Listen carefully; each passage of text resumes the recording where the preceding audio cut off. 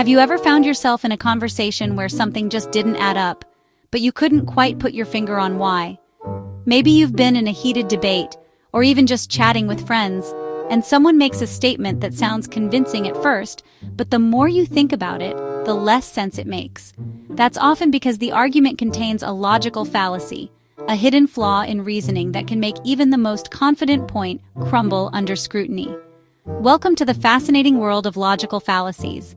These are common mistakes in thinking that sneak into our arguments and discussions, leading us to conclusions that aren't actually supported by solid evidence.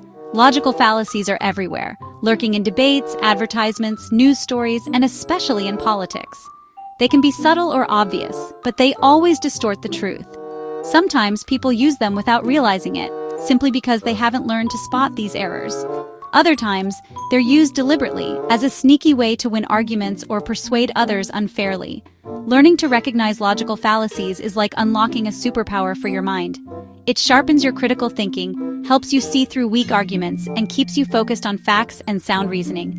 Imagine you're a detective, searching for the truth. Logical fallacies are like false clues. They might seem convincing, but they lead you away from the real answer.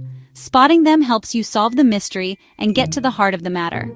For instance, if someone claims a cereal is healthy just because a famous celebrity eats it, that's a logical fallacy known as the appeal to authority. The celebrity's endorsement doesn't actually prove the cereal is good for you. By understanding and identifying fallacies, you'll become a more effective communicator and a sharper thinker. You'll be able to have more honest, meaningful conversations and avoid being misled by faulty logic. So, let's dive in and investigate one of the most common and most mischievous logical fallacies you're likely to encounter. Get ready to sharpen your mind.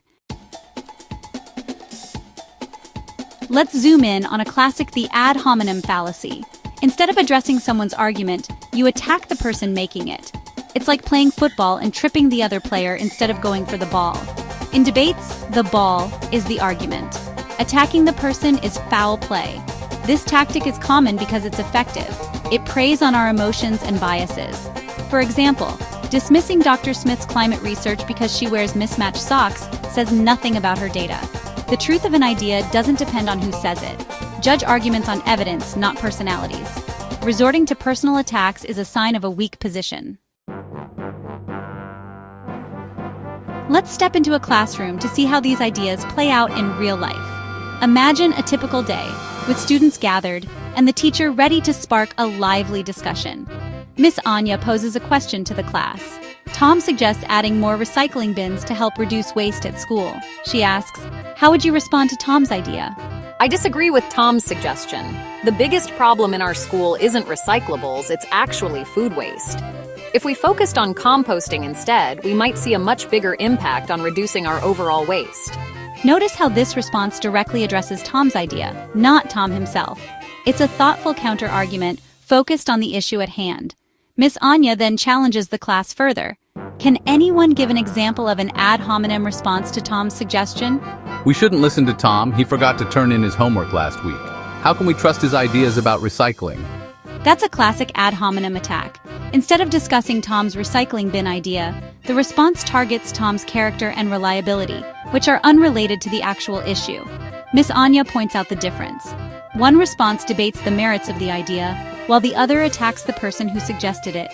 This distinction is crucial in any discussion. Those two things aren't connected at all. Tom's homework habits don't affect whether recycling bins are a good idea.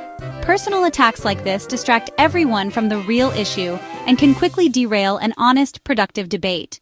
They shift the focus away from ideas and solutions. Miss Anya reminds the class, always focus on the arguments themselves, not on the personalities behind them. This exercise makes it clear. When we engage with ideas rather than the people presenting them, we create space for real understanding and progress. That's how meaningful conversations happen. And that's how real progress is made in any classroom or community. Let's take a moment to visualize the difference between two very different ways of having a discussion. Sometimes, the way we talk about ideas can make all the difference in what happens next. In one comic strip, Chloe stands up and proposes a new library for the school, clearly explaining her reasons and citing evidence to support her idea. She points to facts and shares her vision for how the library could help everyone. Liam listens carefully and responds with concerns about the budget. He asks questions and shares his worries about how much the project might cost.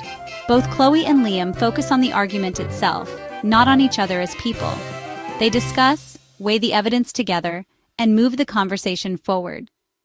The teacher draws a green check mark on the board, showing that this is the right way to debate, by focusing on ideas and facts. In the second comic strip, Chloe again makes her case for the library, but this time, Liam interrupts and retorts, "You just want a library because you're a bookworm." He ignores her argument and attacks her personally. Chloe looks hurt and frustrated. The discussion stalls and the teacher draws a big red X on the board, signaling that this approach shuts down conversation and hurts feelings. The first path leads to understanding, teamwork, and real solutions. The second path leads to hurt feelings, arguments that go nowhere, and a classroom divided. When we attack ideas and focus on evidence, we move forward together and build something better. But when we attack people instead of their ideas, we go nowhere. The conversation breaks down, and no one wins. The visual contrast is obvious. Respectful debate builds solutions, encourages collaboration, and helps everyone learn. Personal attacks destroy trust and stop progress in its tracks. Always remember to focus on the evidence and the ideas being discussed, not the individual sharing them. That's the way to real progress, stronger relationships, and a classroom where everyone's voice matters. Logical fallacies are everywhere, especially in politics. Politicians often use ad hominem attacks to score points and distract from real issues. Imagine, Candidate A presents a detailed plan to support small businesses. Candidate B ignores the plan and says, "She inherited her wealth. What does she know about small business struggles?" That's a textbook ad hominem. B attacks A's background, not her ideas. The real debate, about policy, gets lost in personal drama. These attacks are emotionally charged but irrelevant to the actual argument. They undermine honest discussion and real solutions. Why are ad hominem attacks so damaging? They're intellectually dishonest, a way to dodge real debate.